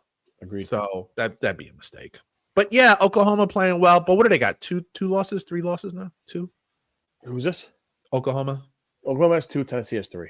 Yeah, I think Tennessee's on the outside looking in, and Oklahoma, we talked about their schedule so many times now. I can't imagine they're going to finish with 2 losses. Although if they did, then that would probably propel Mateer back into the Heisman candidate. So we'll see what happens there. Yeah. Utah 45, Cincinnati 14. Disappointing game for Cincinnati, right? Yeah. Kirk Herbstreit picked them to win the game outright. I kind of thought that there was a chance for them to win the game outright until I watched the first quarter, and I'm like, nope. Like, Utah just got out of the blocks very quickly, looked dominant. There were a couple turnovers early in the game, and Cincinnati just never got it going after that. Cincinnati's what? They got 2 losses? 2. They're in the ACC? No, I think they're the Big 12. Big 12, yeah, Big 12. Not going to be in the playoffs. No, that's all she wrote, folks. Nope. Well, I'm sorry for my Nebraska friends, but they did it again. The streak continues. Bad break. Dylan Raiola got hurt, broke his leg in this game late in the second half.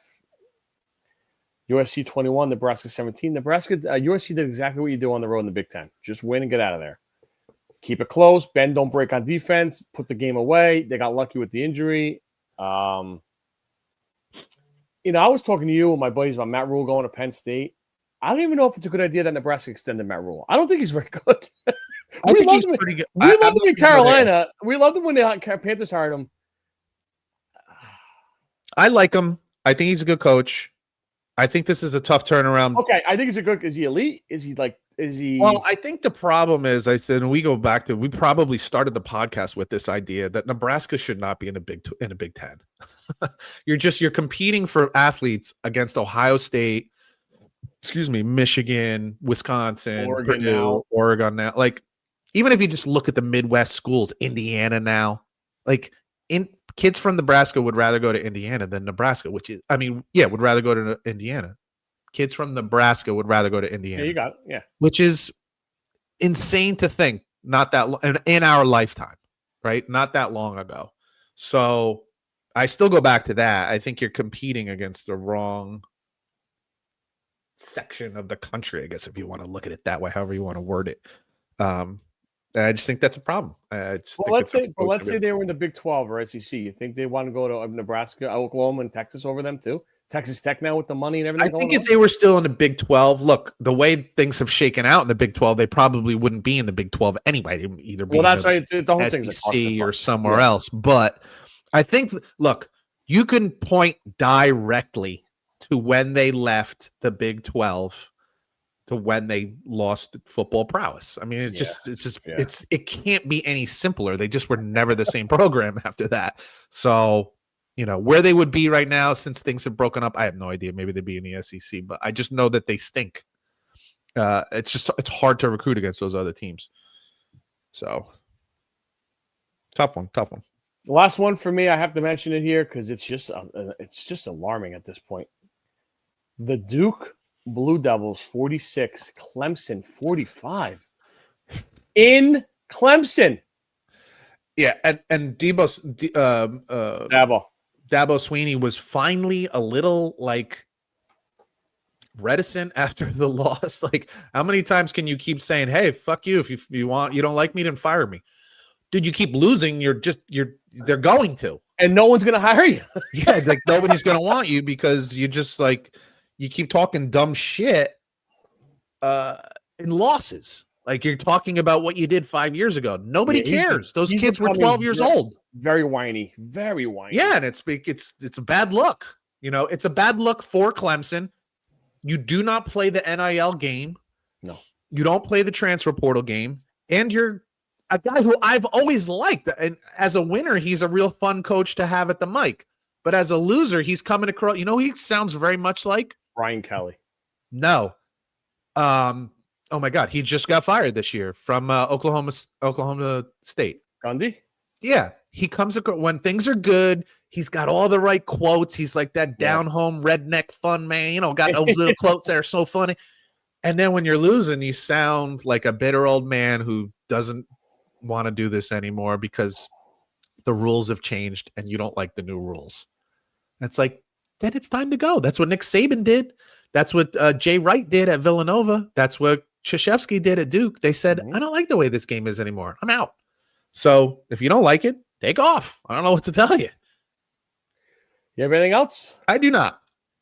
Week 11, number 2 Indiana at Penn State. Penn State showed signs of life, like we said, for a half. Indiana is just a fucking wagon right now.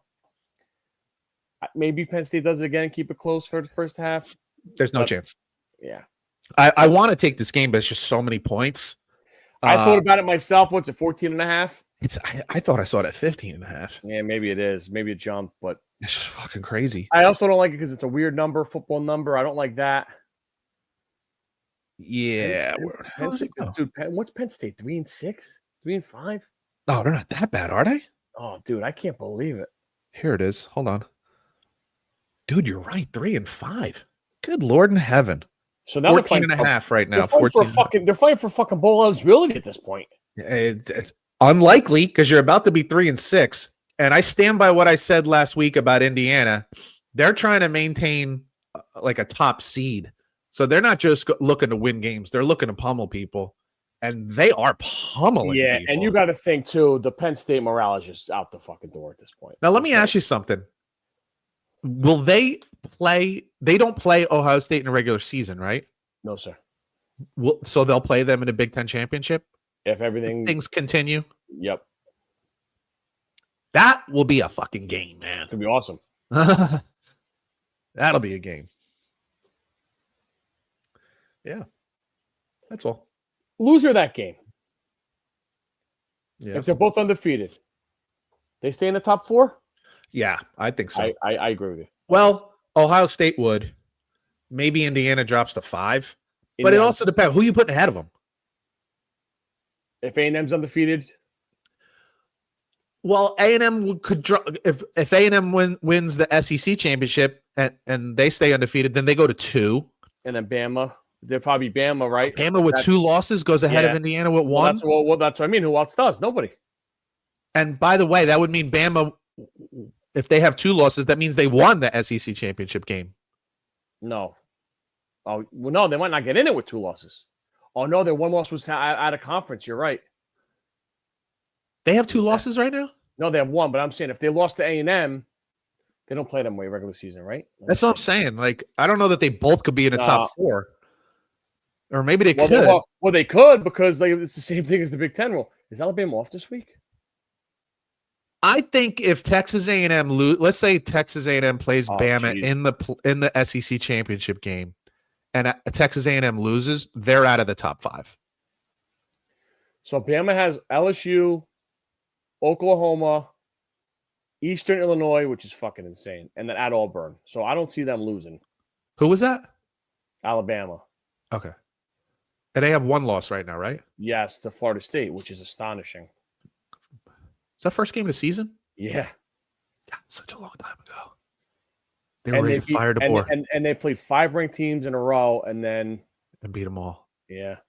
Wow. That Oklahoma game is going to be good, though, next week. Who do they play this week? LSU. That's right. The old fucking great game. Now I should know that since it's one of my picks. Well, it's coming. Number 7, BYU. At number 8, the Pete Calaciano Fighting Red Raiders. Think about this, man. Texas Tech is favored by 10.5. They're begging you to take BYU. They're begging you, and I would never. Texas Tech at home, they're going to score. They're going to score 40-something points. Undefeated Cougars. They're going to score 40-something points. Texas Tech is a good football team, man. They're not as good on the road, but man, they're fucking good at home. Really good at home. BYU is good, but you got to look at who they've played this year also. Yeah. And it's not as good a schedule. They're scrappy. They're very good. They're a good football team. I'm not trying to say they stink. 10.5. What is Vegas telling you though? 10.5 point underdogs against Texas Tech with one loss. Game day will be there. Yeah. Number 3, Texas A&M. At number 22, Missouri. A week ago. Yeah, go ahead. That's where I was going. Yeah, Prabula's out. They showed some balls against Vanderbilt. Bye week. The backup came in, was slowing it around, but that's easy when you're a backup. That's all you got to do is a backup. There's no really game plan there. Yeah. I love this A&M team. I love the quarterback. I love the coach. Dude, this part of the season on the road, win and get out. Yes, absolutely. I agree with you. This would be a classic letdown spot for A&M. It's at Missouri, you said? Mm-hmm. Classic letdown spot, especially because the quarterback's out. Dude, you guys got to remember, these kids are like 18, 19, 20 years old, 21 years old. It's so easy to look and say, we're undefeated. It's not like you say it to yourself, but you can't help but subconsciously think we're undefeated. We're one of the best teams in the country, and they just lost their starting quarterback. They can't beat us. And that's how you get beat. Uh-huh. That is exactly how you get beat. I'm not predicting it. You know how I like to say this sometimes? I'm not predicting it, but I wouldn't be shocked if it happened, okay? I'm not predicting it. Number 9, Oregon. This is, I just want to also say one more thing about that. This is where a college coach earns his money. You think it's all about like A&M versus Bama, Ohio State versus Michigan. It's this game. This is the game. If you lose to Missouri, you fall out of the top, probably the top 6 or 7 or 8, something like that. This is where people rag you. It's not if Texas A&M loses to Texas. Like, yeah, they hate it and it sucks because it's a rivalry, but that's a tough game. You know what I mean? It's this game. Don't lose this game. Find a way to win. If you can win running away with it, great, but find a way to win. Find a way to win. Number 9, Oregon. At number 20, Iowa. And I have something to say about this game. I do too. Interestingly enough. I will say this, though. Iowa has been better this year. They finally, a couple weeks ago, 3 weeks ago, they started letting their quarterback, who's a kid they brought in from South Dakota State, one of the two, I don't remember. Yeah, one Dakota direction. Kind of let him start letting it rip a little bit. This is a team that beat Wisconsin 30-0, 31-0, 38-0, whatever the hell it was. And they are tough at home. I will tell you this. They are tough at home. You can ask Ohio State. You can ask Michigan. You can ask Penn State. You can ask whoever you want. Mm-hmm. That's a tough place to go play, man. It's a tough place to go play because they do play physical, tough defense. They don't make a lot of mistakes. They play close to the vest. They usually lose these games, but they're rarely are they blowouts. Oh, I can't wait to see what you do. And to Peter Calaciano's other game, LSU at number 4, Alabama. Yeah. LSU coach fired, quarterback stunk all year, defense might be halfway out the door. Rivalry game. Let's see where your balls are, folks. But I don't know. Game's at Bama, right? What's the number here? 10? 9.5. Yeah. Yeah. I just, you wonder, a lot of times, I'm probably going to say 70% of the time, team's not playing well. They fire their coach. And at least for the next week, maybe sometimes 2 weeks, they play up, especially if it was like they didn't like the coach. They weren't listening to the coach. I think there was some of that with Brian Kelly. Yeah. Do they feel freer this week? Do they feel motivated this week? Do they want to go out there and show, we'll show that motherfucker? I don't know. I worry because the last couple weeks they look like they've given up. Like Florida never looked like they were giving up. They just looked like shit wasn't right. Okay. And they went out and played very well against Georgia. Yes. LSU has looked like they packed it in. Can you turn that back on? Or is this one of those like 30% of where you've already packed it in, it's over? I don't know. We shall see. Yeah, this is one of those rivalry games too. When you think it's going to go one way, it's close in the fourth quarter. And if this game was at LSU, I would think a little bit more of the possibility of the big upset, the motivated at home in front of the fans. We'll show that coach kind of thing. On the road at Alabama with no fan backing, I think that's a little tougher to do. I think it's a little tougher to do. Anything else?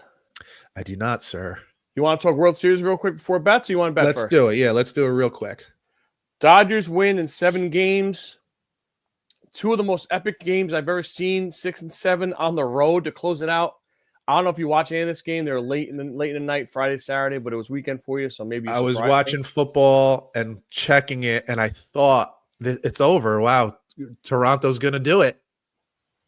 Not so fast, my friend. Not so fast, my friend. I give a lot of credit to Dave Roberts. A lot of credit to Dave Roberts in this spot in Game 7. His center fielder played, I think, the first 5 games. Pajaz was not hitting the ball, so he put the second baseman Edmund in center and put this guy Rojas at second base. And Rojas had a game of his life at the plate, tied the game in the 9th inning on the road in Game 7, threw out a guy in the bottom of half for an extra innings, a ground ball, bases loaded to second base, stumbling around, got the ball there.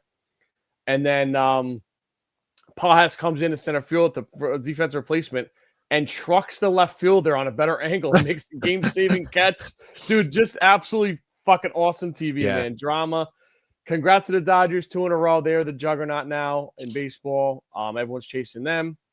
Blue Jays, good year. Tip your cat. I don't know if you saw Donnie Baseball as the bench coach, or he resigned today. Oh, okay. Blue Jays.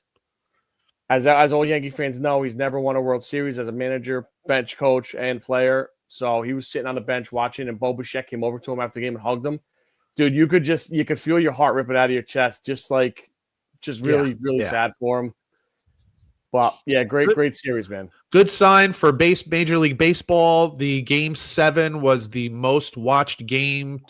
I want to say 30 years. 30, or maybe it was just under 30 years, like long Yankees time. Diamondbacks, I think, was 20 something years. There was 27 million, something like that. Viewers. Do you see the comparison to NBA Finals? Not even close. Oh my God, it's not even close. The NBA's got problems. The NBA has become much more of an international game and playoffs only. Baseball has definitely had a resurgence. I didn't like some of the changes that they make. Really, the only one I didn't like per se was you can't do a shift, because I think you should be able to play where the hell you want in the field. But the pitch clock, some of these other things, speeding up the game clearly has helped. You're keeping games mainly under 3 hours, not playoff games, but regular season games, and it has helped. The other surprise is this was not like LA and the Yankees that gave you these numbers. It was LA and a team outside the country that gave you these numbers. So that's a big deal to me. You know what I mean? I think that's a big deal. And I know we just had someone, I guess I could post this one up here. Yeah, I don't know if those are factored in, Mikey. I think there's just American numbers, because you're not getting the LA, you're not getting the Japan numbers. Yeah, but even if you were, I don't know that Vancouver is watching the Toronto Blue Jays, so I don't know about a whole country. And maybe it was, maybe it wasn't, but we don't see that in the NBA, and we don't even see that in the NHL, frankly. So, and then a little Calgary, I don't think they're watching the game. Yeah, so so I just think it was pretty impressive and a good sign for Major League Baseball. The other thing is Toronto they went from last to first, which gives some credence to and you look at some of the other teams that were in the playoffs this year, some teams that haven't traditionally been in the playoffs. Milwaukee, a 1 seed or top seed, whatever. Was Cincinnati in the playoffs this year? Yeah, they got in as a wild card. Yeah. They got in as a wild card. So, you saw some teams in the playoffs that over the last decade or so haven't been in there. Toronto, obviously, so that's also a good sign of teams are figuring out how to do this with less money. I know the Dodgers spend an ungodly amount of money. And it's not so much the money that the players that it gets you, but it gives you the opportunity to make mistakes on players. If you bring someone in that's not that good, you have the money to go get somebody else. Whereas Toronto and some of these other teams don't have that opportunity to make mistakes. but you can be competitive. And let's be real. Toronto was the better team. The Dodgers made better and bigger plays, individual plays at the right time. But Toronto looked like the better team in this series, which again makes the future exciting. I don't know that this was a one-off, so we'll see how things go moving forward. But it was a good year in general for baseball. You did have your top teams in there. Yeah. You had Phillies, you had LA, you had the Yankees, but you also had some new blood, Milwaukee, Toronto Cup, so that kind of it was a good year for baseball. Good year for baseball. Peter, can I have some music, please? I would love to do that for you. Thank you. There's nothing I enjoy more than making you satisfied. Listen, get in line. Listen, that's what I hear. Peter, last week I was 3-1 and ass hair away from 4-0. I am 19-11-2. You were 2-2 and 19-13 overall. We are still cruising along here, my friend. Wait, what was I last week? 2-2. Okay. Thank God for Florida. And you had Cincinnati, I think, in college. It was I did. Yeah. I am going to go to the Piscataway Scarlet Knights here in Rutgers. Wow. They're hosting the Maryland Terrapins, and my Maryland Terrapins were a cover machine for the first month of the season. They haven't played great lately. They got smoked last week at home against Indiana. Rutgers also got smoked at Illinois. Yes. I think Maryland just has more talent, better quarterback, more athletes, I think. So you basically give me this game. I'm getting +2 on the road. Basically a pick 'em. I'll take it. Give me Maryland +2 at Rutgers. All right. I mentioned that I am going to Alabama. I don't think this is a good spot for a team looking to prove their old coach wrong. On the road, not just on the road, but on the road against a rival, not just a rival, but Alabama, who hasn't lost since the first game of the season. They have been playing as well as anybody in the country for the most part to win 5 straight games against ranked teams. I don't give a shit who those ranked teams are. That's impressive because some of those games are on the road. So I think LSU probably comes out very flat, and Alabama has no choice but to play well because they want to get one of the higher seeds in the playoffs. So give me Alabama minus the 9.5. I like the number too because all we got to do is win by double digits here. 9.5 is a sharp number. So Alabama minus the 9.5 over LSU. Peter, I've watched Michigan, Iowa games, Iowa, Ohio State games, Iowa versus everyone in the Big Ten games for my whole life. It doesn't matter what the fuck their team looks like. It is a hard place to play. It is. The old coach Hayden Fry, back in the day, a guy that you know and you've talked about to me when I was a player for you, was a psych major back in the day, and he painted the Iowa visiting locker rooms pink. It something about the mental, fur. Makes you feel feminine, cozy. It gets I feel pretty. Whatever it is, it fucking works because a lot of teams go in there and fucking sluggish around for. It's disturbing, frankly, for a man. I don't know if Iowa offensively can win this game, but you're telling me I'm getting almost a touchdown at home. I wish this game was at night, but it's 3:30. I'll get half the game at night. Give me Iowa +6.5 against Oregon. Regardless of skin color, the inner workings of a vagina are pink. So maybe that has something to do with it. That's just the phys ed and health teacher. I saw your brain going somewhere. I'm like, where's he going with this? Just talking some anatomy. That's all. Black, white, Asian, doesn't matter. It's all pink on the inside. I disagree on this one. I'm going with Oregon. What'd you have the line at? 6.5.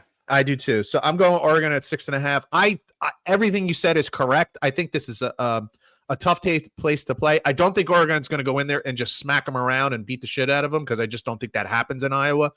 I think 6.5 is the number that gets me. I think if they just win by a touchdown, 28-21, 28-20, 20-10, I think those are all reasonable and not blowouts and tough games, and I'll be biting my nails. I just think Oregon's a pretty good football team. I think they've gotten forgotten because they lost one game, and I think they're a pretty good football team. So I think, and they know as well as anybody that they have to keep winning. They can't lose and be guaranteed a spot in the playoffs.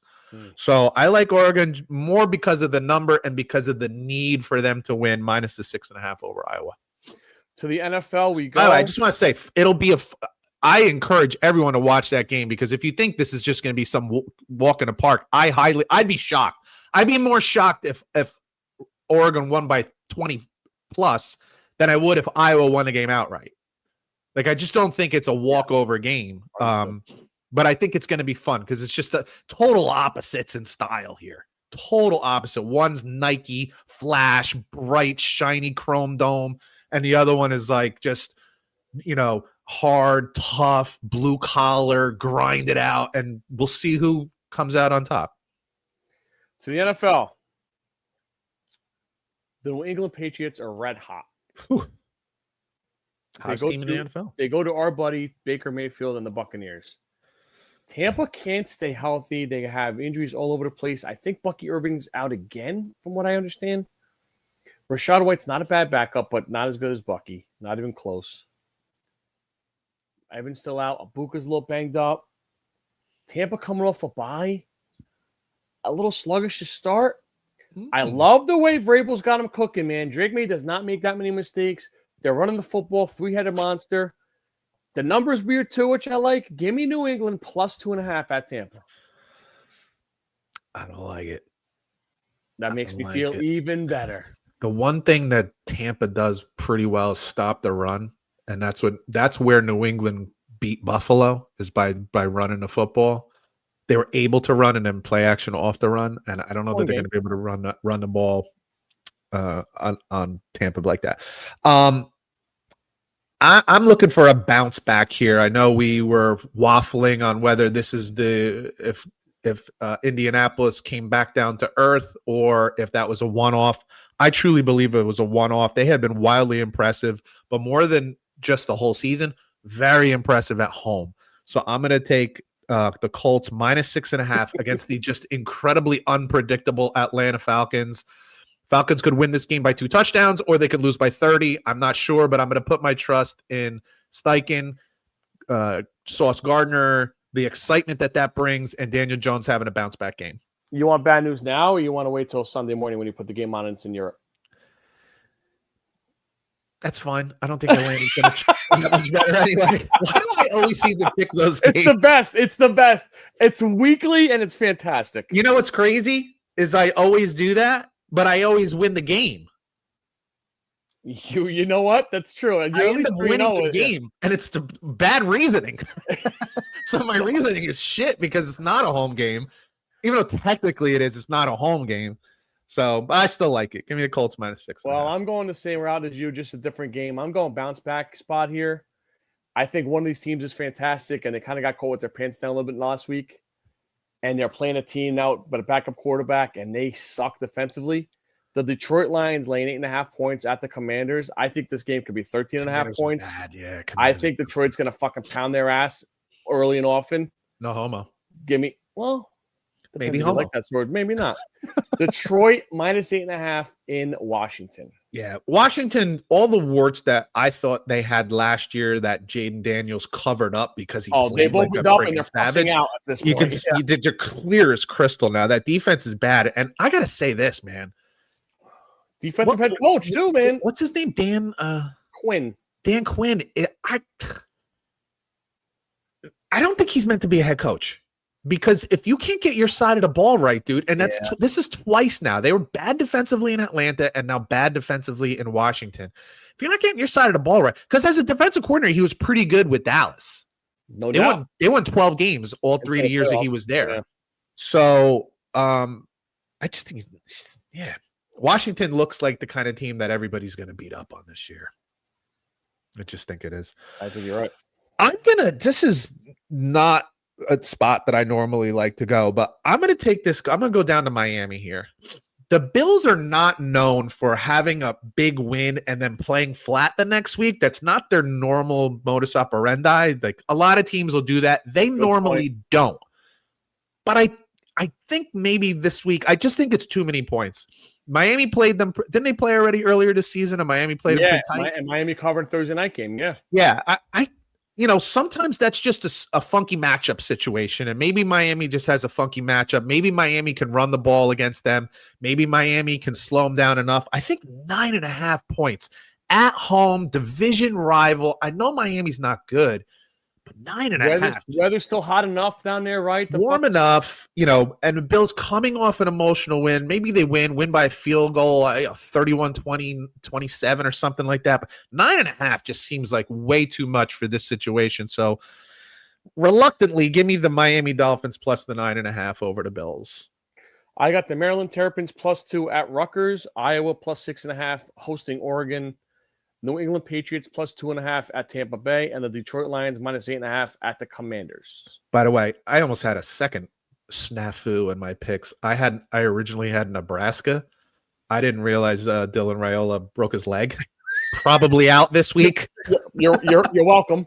That's why I scratched it out and took Alabama. Well, they play UCLA, right? At UCLA? Yeah, I was going to take Nebraska. They're still favored. I saw UCLA favored. By 1.5. It's just 1.5. I thought it would be a lot more if in that game, I think, but I'm not touching it. I got Oregon -6.5 at Iowa. I'm with Scotty that this is going to be a slobber knocker, but I think Oregon does enough because they really, really want to get in those playoffs. And I got Alabama -9.5 against LSU. I'm taking the Colts at home all the way in Germany, -6.5 over Atlanta. And I just like Miami plus the 9.5 against the Bills. I just think that's too many points at home against a division rival who just came off a huge win. Attaboy. Let's go get it. Let's stay hot, except for your Oregon game. Fuck you. Trivia time, sir. Let's go. Real quick here. Pat Mahomes is first all time in passing touchdowns with the Chiefs. Who is second? Alex Smith, Trent Green, Len Dawson, Steve DeBerg. Wow. I just got to be Len Dawson, right? None of those guys played that long. Like Alex Smith was a 1-year job.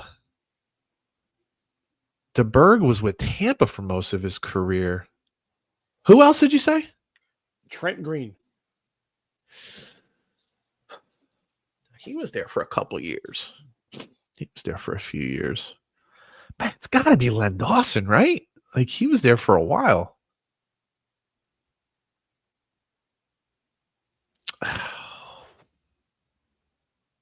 Shit. I'm going to go with Len Dawson. Peter. Don't say Trent Green. For the first time, you stuck with your guns. Well done. Is it right? Yeah. Oh, it's good. Phew. Mahomes is what? His 7th year? Maybe. 34,701 yards and 262 touchdowns. Oh Len Dawson, 28,537. What the fuck, man? Crazy. Was Trent Green third? He was. Yeah, okay. Alex Smith was 4th. People forget Trent Green. Trent Green was supposed to be the starting quarterback with the St. Louis Rams, and he got hurt, and that's the only reason anybody even knows who Kurt Warner is. Kurt Warner was literally packing paper bags full of groceries. Incredible story. Peter, who's the all-time leading rusher in touchdowns with the Chiefs? Rushing touchdowns for the Chiefs. Larry Johnson, Okoye. Jamal Charles, Christian Okoye, Priest Holmes. Could you read that list again, please? I sure can. Larry Johnson, Jamal Charles, Christian Okoye, and Priest Holmes. Boy, Priest Holmes. But Priest Holmes played for the Ravens too, right? He played for somebody else. I think so. Yeah, I think the Ravens. Texas, right?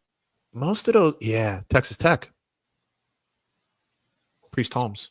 I thought it was Texas. Was it Texas Tech? I'm pretty sure it's Texas Tech. Oof. Why do I know Texas Tech so damn well? It's weird at this point. Do you know Byron Hamsper? Is that what you're thinking of, Texas? No. Priest Holmes. I thought he went to Texas Tech. Priest Holmes, University of Texas at Austin. Yeah, I was wrong. Shocker. Could you give me those lists one more time? One more time. Larry Johnson, Jamal Charles, Priest Holmes, Christian Okoye. Jamal Charles.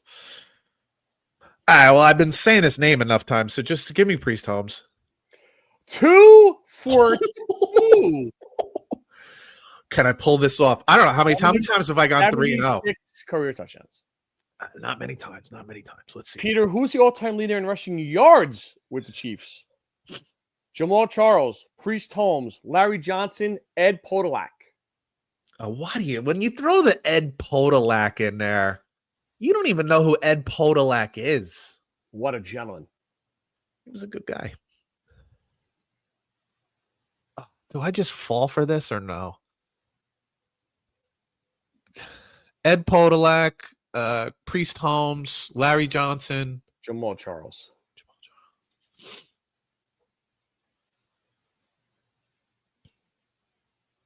Fucking Ed Podolak.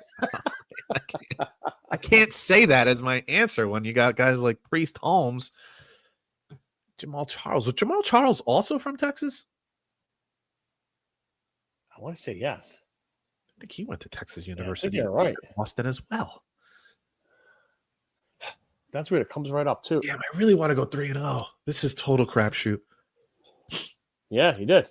Is it Ed Podolak who you throw that name in there, or do you double up on Jamal on Priest Holmes, or do you go totally? What was the question again? Touchdown? Yards. I can't say Ed Podolak, so I'm gonna go Priest Holmes again. So close. Don't say it. Don't say Jamal Ed. Charles. I wanted to go with Jamal, and I just like nah. No, that's a good showing. That's a good showing. Not bad. I'll take 2-1 any day of the week. Are you kidding me? Yeah, buddy. One of my best days. Attaboy. What are you watching this weekend? Football. Shocker. Any game in particular that you have on your mind? I really like that Buccaneer Patriot game. What's the other game that we're talking about too? That's nice. Ravens Vikings Vikings Sunday. That's gonna be a good one. Yeah. And then college. I would have said Texas Tech BYU, but the bettors are telling me maybe not so much. Well, it's still a game worth watching because you want to know, is Texas Tech for real? Can they do that? The game that I'm interested in, I've kind of gave it away with some of the stuff we talked about. I'm really interested in that Oregon-Iowa game. Yeah, me too. Iowa's just not sexy. They're not fun. They're not like an enticing watch or anything like that. But when the big names come in, they show up. I really genuinely think Oregon's a really good football team, so I think they do win by enough to cover. But I don't think it's I think it's one of those like nip and tuck games that you're like, shit, fucking 10-7 at the half. 23-17, 23-14. Yeah, I could easily see, 17-10 or something like that. Like I could see them putting up a real defensive battle and keeping it close. So I just want to see if Iowa could do that. I love Iowa's DC. He always shows up in these games. Absolutely. And it's just a question: can they get that young quarterback from South Dakota off? And we'll see how it goes. For Scott Bracey, I'm Pete Colasano. You've been listening to Bump and Run, and we'll catch you guys next week. Later. That's so funny, dude. Like midway through the show, my nose just got stuffed up like a motherfucker. Like suddenly just got nasally as shit. I felt it coming on. I'm like, that's why I went over here. I try to do like a deep sniff in to hopefully clear it up for long enough. And I'm like, I sound like a 12-year-old kid in 6th grade or something like that. Snot-nosed kid.